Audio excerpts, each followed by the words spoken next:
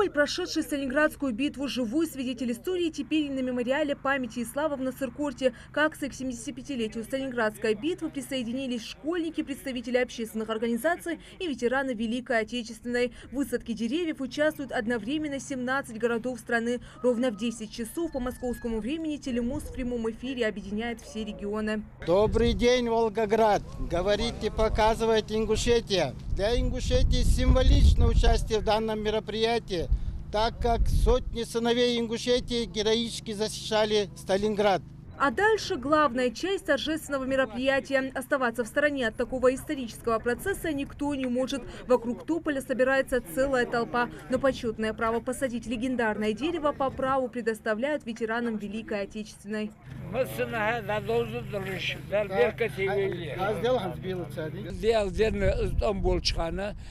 Тысячи молодежь,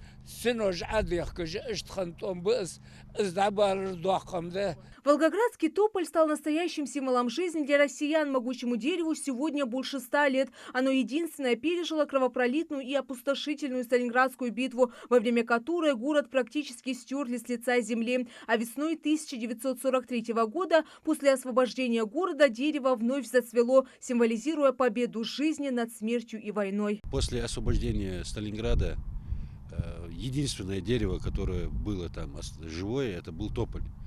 Вот отростки от этого тополя ежегодно рассылаются во все регионы Российской Федерации, и их торжественно сажают.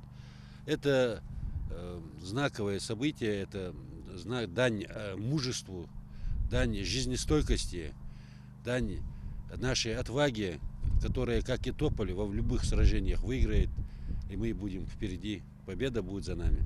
Жизнелюбие израненного дерева до сих пор удивляет биологов и вдохновляет людей. Для сохранения уникального генотипа тополя специалисты из черенков легендарного дерева-героя вырастили 2-метровые саженцы и в этом году отправили их в 17 городов. Астрахань, Волгоград, Назрань, Нальчик, Черкесск, Кызыл и другие регионы, которых обслуживает организатор памятной акции – компания мобильной связи МТС. Вместе с саженцем каждый город-участник получает сертификат соответствия от ботанического сада и памятную табличку.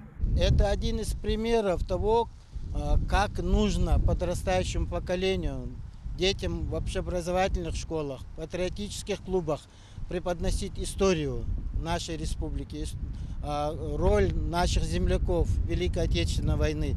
Потому что если мы не будем чтить нашу историю, не будем об этом рассказывать нашим детям, не будем это все красиво, организованно преподносить, то они об этом не будут знать.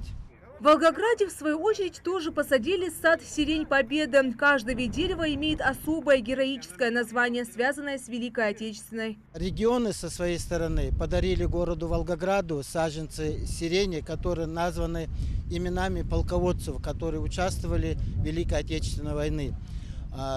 Куст сирени, который подарен Ингушетии, Волгограду, носит имя маршала Жукова. А чтобы память об акции сохранилась для потомков, в социальных сетях запускается конкурс фотографий. Участникам всего лишь стоит принять участие в посадке деревьев, а фото и свой мини-рассказ выложить в соцсети с хэштегом «Тополь Победы МТС». Первую тройку, набравшую больше всего лайков, ждет выигрыш. Ферида Межоева, Рахман Суров, Новости 24.